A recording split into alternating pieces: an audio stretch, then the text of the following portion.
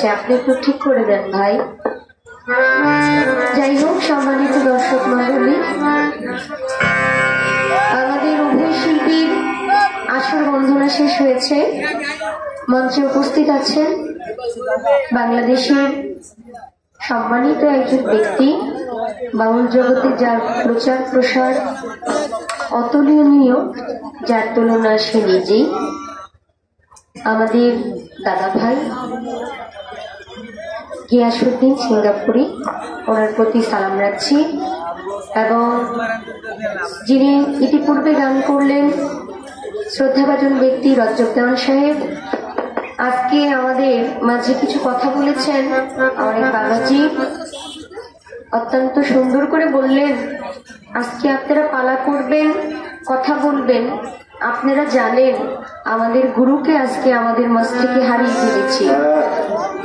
আপনারা এমন কিছু গান করবেন, এমন কিছু কথা বলবেন যেন এটা মানিকগঞ্জের মতো হয়, যেন আমাদের মধ্যে সেই ভাবের উদয় হয়। কেউ কোনো গান অনুরোধ করবে, কিছু বলবে, সেই দিক আপনারা খেয়াল রাখবেন না। অবশ্যই আপনারা আমার দয়াল বিদায় হয়ে গেছে সেই দিক খেয়াল করে গান রাখবেন। এবং এমন কিছু কথা জিজ্ঞেস করবেন, জানতে চাইবেন যে কথাগুলো আমরা ইতিপূর্বে আমরা অতীতে যেগুলো শুনি নাই। আসলে বাবা, গুরু আর শিষ্যের মধ্যে অনেক কথোপকথন হয়, অনেক কথা হয়, যে কথাগুলো প্রেমের মাধ্যমে হয়। গুরুর সাথে আবার শিষ্যের পাল্লা কিসের? বাবার সাথে সন্তানের কোনো পালা হয়? হয় না। গুরুর সাথে ভক্তের কোনো পালা হয়? আমরা এটা নিজেদের সুবিধার্থে বানায় নিয়েছি। গুরুর সাথে ভক্তের প্রেম ছাড়া, মহব্বত ছাড়া, লেনদেন ছাড়া কখনো তর্ক বিতর্ক পালা হতে পারে না। আমি তার সাথে প্রেম করব, আমি তার সাথে তার কাছ থেকে জানতে চাইবো, বুঝতে চাইবো। আমি তার কাছ থেকে এমন কিছু জানবো যাতে আমি মুক্ত হইতে পারি, এই দুনিয়াবি জঞ্জাল থেকে মুক্ত হইতে পারি। আমি তাকে কি জিজ্ঞেস করব, কি বা জানি, সে যদি আমাকে না শেখায়। আপনারা 20 বছর 40 বছর আগে যেই কথা শুনছেন, যেই কথা বাউলরা বলে গেছে, সেই সঠিক কথাগুলো আমরা এখন ভালো করে জানি না। কি বা বলবো, কি বা জানি। কিন্তু আমি চেষ্টা করব আমার মাধ্যমে এমন কোনো কথা যেন না হয় যেখানে গুরুর কোনো রকম অসম্মান হবে। আমি চেষ্টা করব আমার গুরুর প্রতি ভালোবাসা, সম্মান, মহব্বত রেখে এরপর আমি যেন আমার কর্তব্য কাজটা পালন করে যাই। গুরু এমন এক সত্তা, গুরু এমন এক ব্যক্তি যার মহান মাওলার সাথে সুসম্পর্ক আছে। আমরা সাধারণ মানুষ মুখ দিয়ে যা কিছু বলি, আমার গুরুর মুখ থাকা সত্ত্বেও সেটা বলে না। কারণ আমার গুরু একটা নিয়মের মধ্যে আছে। আমার গুরু চাইলে ইচ্ছা করলে অনেক কিছু বলতে পারে না, অনেক কিছু বলে না। মুখ থাকতেও সে কথা বলে না। কেন বলে না? কারণ অনেক মানুষই পৃথিবীতে আছে যারা শুধু কষ্ট দেওয়ার জন্য দুনিয়াতে আসছে। কিছু মানুষ আছে তারা শুধু ভালোবাসা ছড়াইতে আসছে। গুরু সত্তা এমন যে শুধু ভক্তের মধ্যে প্রেম বিলিয়ে যাবে, ভালোবাসা বিলিয়ে যাবে, বিনিময় কিছু চাইবে না। সেই শান্তির দেশটা আসলে কোথায়? যারা আমার বাবাকে হারিয়ে ফেলেছেন তাদের মতো দুর্ভাগাই দুনিয়াতে আর কেউ নেই। কারণ সেই জানতো সেই শান্তির দেশটা আসলে কোথায়। আমি পালাগানে যাওয়ার আগে এটা বলবো, গুরু সম্মানের জিনিস, ভালোবাসার জিনিস, মহব্বতের জিনিস। একজন শিষ্য ভক্তের কাছে ভক্তের চোখের জল ছাড়া গুরুকে নজরানা দেওয়ার মতো কিছু না। নিজেকে যখন অর্পণ করে দিবে গুরুর চরণে, তখনই তাকে অর্পণ করে দেওয়া হবে। বাবারে, আমি তো গান গাইতেই চাই, গান গাইতেই আসছি। এই যে মুরব্বী লোক যে কথা বলছে, আমি যেটা বুঝছি আপনি হয়তোবা সেটা বুঝেন নাই। এই কথাগুলো না বললে তো পালা শুরু হবে না। আমার তো পালাটা শুরু করতে হবে। আজকে তো সাধারণ ভাবে পালা গান শুরু করতে বলে নাই। একটু মেহেরবানি করে নীরব থাকেন, নীরব না থাকলে পালা গানের মর্ম বুঝতেন না, তাও আবার গুরু শিষ্যের পালা। আমি আমার গুরু বাড়িতে গেলে আমি আমার সামর্থ্য অনুযায়ী আমার গুরুর চরণে একটা নজরানা দেই, আমার গুরুকে আমি সম্মান করি। আজকে যেহেতু শ্রদ্ধাভাজন রজ্জব দেওয়ান সাহেব আমার গুরু, আমি আমার গুরু আসনে বসিয়ে আমার গুরুকে যেইভাবে যে রূপে দেখি সেই রূপে দেখেই আমার আসর শুরু করি।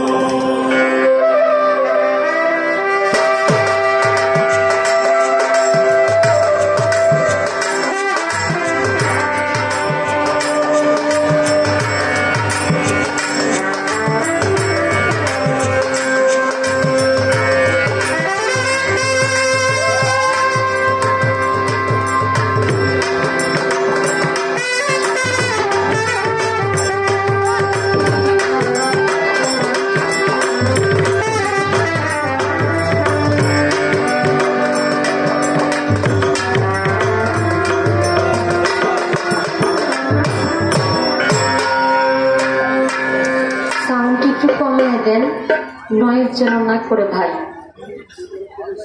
হারমোনিয়ামটা বেশি, যেটা বেশি হয়েছে এটা একটু কমায় দেন। আপনার সার্ভিস আপনি নষ্ট করবেন কেন?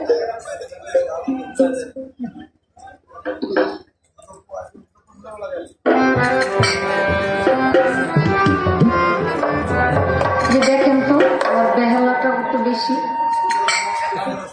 Hello hello check, hello. এই যে আমার এখানে নয়েজ বেশি, আমার ভোকালও তো বেশি। হ্যালো হ্যালো, বেশি দিলে যদি সৌন্দর্য নষ্ট হয়ে যায় বেশি দিয়ে না। হ্যালো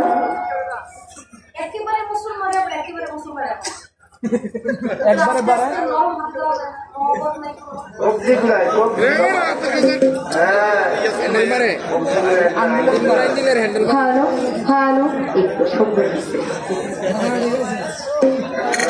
আমি আমার পালা গান শুরু করছি, সবাই আমার জন্য দোয়া রাখবেন। যে দেশে যে মহব্বতের জায়গায় গেলে আমরা সবাই সবার প্রতি মহব্বতের দৃষ্টিতে দেখবো, তাকাবো, সেই দেশটাতে যাইতে চাই। একটু উর্দু থেকে গানটা শুরু করছি। যদিও গুরু শিষ্য পালা দিয়েছে, আজকে সাধারণ অন্যান্য শিষ্যের মতো আমি আমার গুরুর কাছে ওইভাবে জিজ্ঞাসাবাদ করব না, বিনয়ের সাথেই আজকে পালাটা হবে, যেখানে ভক্ত হয়ে গুরুর সাথে কথা বলা যায়। আমি আমার আসর শুরু করছি। ধন্যবাদ সবাই।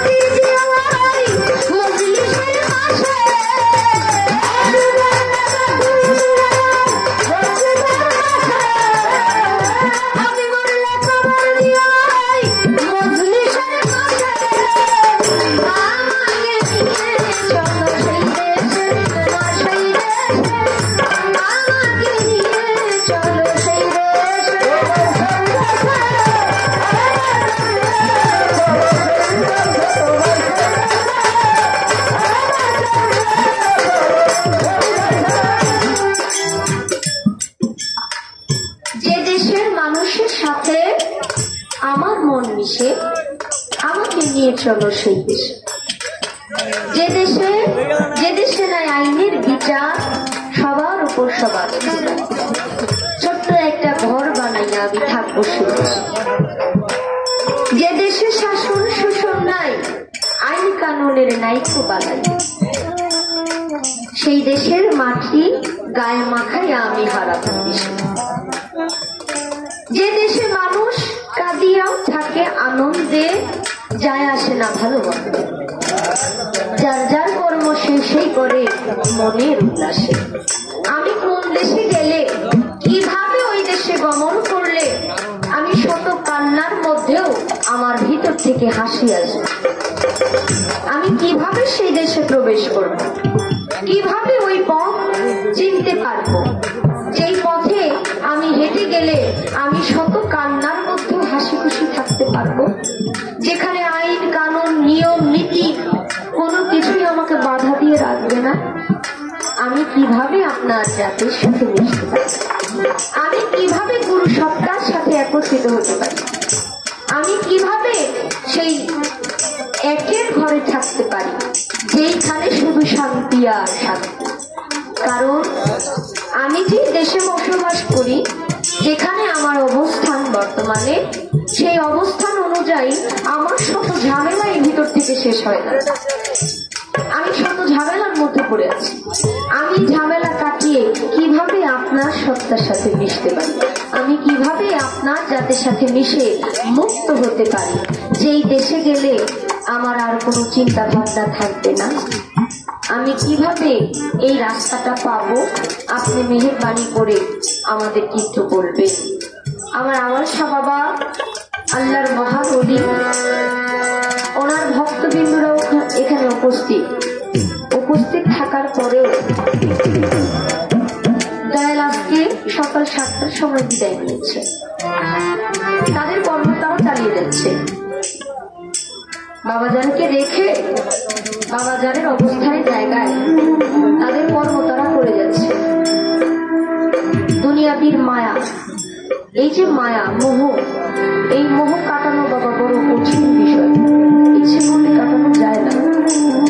আমি পারছি না, আমি কিভাবে এই মোহ মায়া কাটাবো, আমি এই মায়াটা কিভাবে কাটাবো।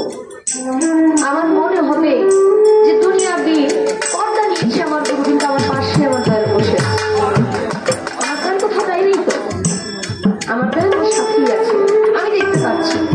এটা অন্য কেউ না দেখতে পারলো, আমার অন্তরে তার বসবাস। আমি কিভাবে ওই মুক্তি আমার ভিতরে ধারণ করব, আপনি আমাকে এই পথটা একটু দেখাই দিবেন।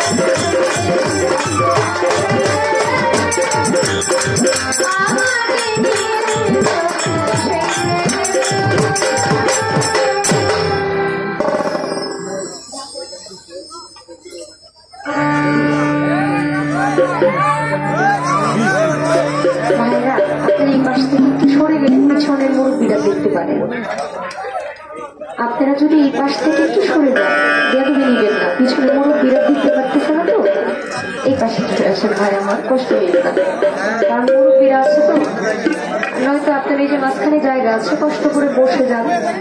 অলির বাড়িতে আসছেন তো, অলির বাড়িতে যদি সঠিক মন নিয়ে কেউ আসে, রাত্র কখনো বিফলে যায়।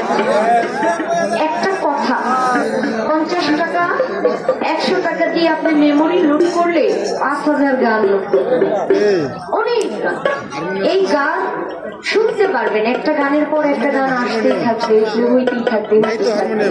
কিন্তু বাউল মঞ্চ এমন একটা মঞ্চ, বাউল গান এমন একটা গান যেখানে বাবা মা পরিবারের সবাই একত্রিত হয়ে বসে গান শুনতে পারে, যেখানে কোনো উশৃঙ্খলতার ছোঁয়া নেই। আপনি হঠাৎ করে এমন একটা কথা একজন শিল্পীর মুখ থেকে শুনলেন যেটা আপনার জীবনের সাথে জড়িত, এই কথার উপরে ভিত্তি করে আপনার জীবন পরিবর্তন হয়ে যেতে পারে। কারণ কখন আপনার মনের গতি কি থাকবে, এমন একটা কথা বললো আপনার বাবাকে নিয়ে, মাকে নিয়ে, ওই কথাটার উপরে আপনার মনটা, দিলটা নরম হয়ে গেল। আপনি যেই মাকে, যে বাবাকে আঘাত করেছেন, কষ্ট দিয়েছেন, আপনি আপনার মায়ের চরণে যায় পড়ে গেলেন, মা গো আমার ভুল হয়ে গেছে, আমাকে ক্ষমা করে দেবেন। এটা কিন্তু ভাই মেমোরিতে পাওয়া যায় না। বাউল শিল্পীরা উপস্থিত যে জ্ঞান, উপস্থিত যে কথাবার্তা বলে, কমন হঠাৎ করে যে কথাবার্তা বলে, এটা অনেক সময় তার অজান্তেও চলে আসে। তাই বলবো, আপনি একটু বসলে খারাপ হবে না, যখন খারাপ লাগবে চলে যাবেন। আপনাদের সারা রাত্র গান শুনতেই হবে, বাধ্যতা নয়, ঘুমও একটা ইবাদত। আপনার যেটা ভালো মনে হবে আপনি সেটাই করবেন, কিন্তু অন্যকে যেন কষ্ট না দিই আমরা। কারণ বুখারী শরীফের মধ্যে এবং মিশকাত শরীফের মধ্যে আছে, তোমার হাত এবং মুখ থেকে অপর মানুষ যেন নিরাপদে থাকে। আমাকে একটা আঘাত করলেন আপনার এই হাত দিয়ে, সে কিন্তু আঘাতপ্রাপ্ত হয়ে আপনার প্রতি একটা ক্ষোভ সৃষ্টি হবে, সে মনে মনে কষ্ট পাবে। আপনি যখন মুখ ধারা তাকে আঘাত করবেন, মন্দ কথা বলবেন, তার হৃদয়ের মধ্যে যে আঘাতটা জমে গেল, মৃত্যুর আগ পর্যন্ত এই আঘাত কখনো সরবে না। তার জন্য আমরা যেন কারো ক্ষতি না করি বাবা।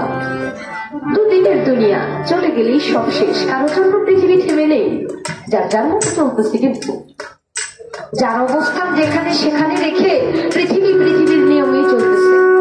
আল্লাহর ওলি আউয়াল শাহ বাবাকে মনে রাখা আজকে গান করতেছি আমরা সবাই, তার নাম নিতেছি।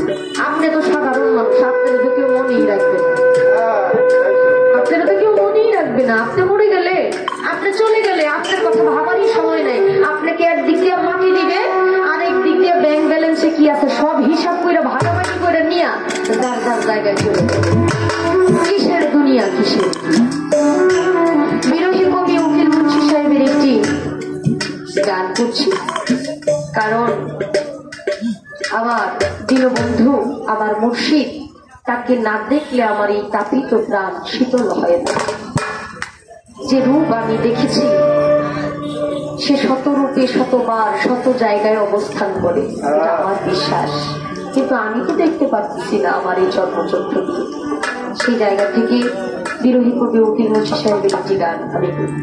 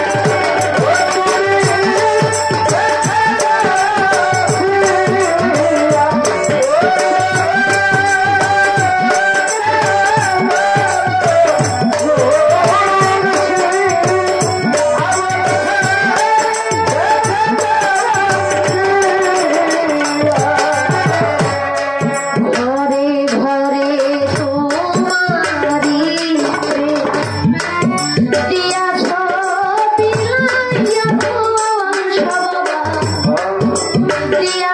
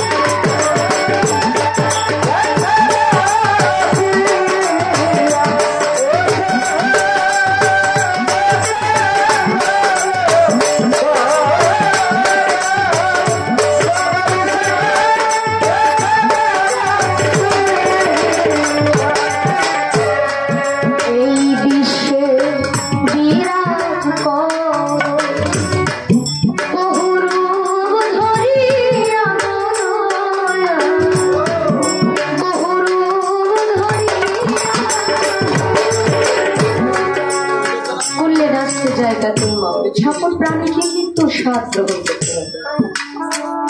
মৃত্যু কিন্তু ভালো জিনিস বাবা। মৃত্যু একটা সিঁড়ির মতো, যেখান থেকে আরেকটা জায়গার মধ্যে যায়। আজকে যে আমার সংবাদ চলে গেছেন, আমরা দেখছি ওনার দেহ থেকে পাখিতে চলে গেছে, দেহটা নিয়ে আমরা জানাজা করে কবরে রেখে আসছি, দরবারে রোজায় রেখে আসছি। উনি কিন্তু জায়গা পরিবর্তন করেছে। আল্লাহর ওলিরা কখনো মরে না, বিশ্বাস করি আল্লাহর ওলিদের কখনো মরণ নেই। উনি জায়গা পরিবর্তন করেছে, পর্দা নিয়েছে, গোপন হয় না, উনি গোপন হয়েছে। উনি বহুরূপে বহুবার বহু জায়গায় অবস্থান করলেও আমি হয়তো বা আমার চোখ যদি ভালো না থাকে আমি দেখতে পারবো না। চোখ ভালো থাকলে আমি জানবো সে কোথায় আছে। এই পৃথিবীর মধ্যে কিছু মানুষ আছে যাদেরকে দেখলে মনে হয় সে আমার অনেক চেনা, অনেক বছরের আগে, কিন্তু তার সাথে আমার কোনোদিন দেখাই হয় না, কিন্তু তাকে দেখলে আমার মনে হয় তাকে আমি অনেক দিন যাবত চিনি। তো মুর্শিদ কখন কোন রূপে কিভাবে কোথায় আসে এটা কেউ বলতে পারে না। যাদের সেই জ্ঞান চক্ষু আছে তারাই কেবল বলতে পারবে যে গুরু আসলে কি রূপে কোথায় আছে। তাই কবি সাহেব বললেন, এই বিশ্বে বিরাজ করো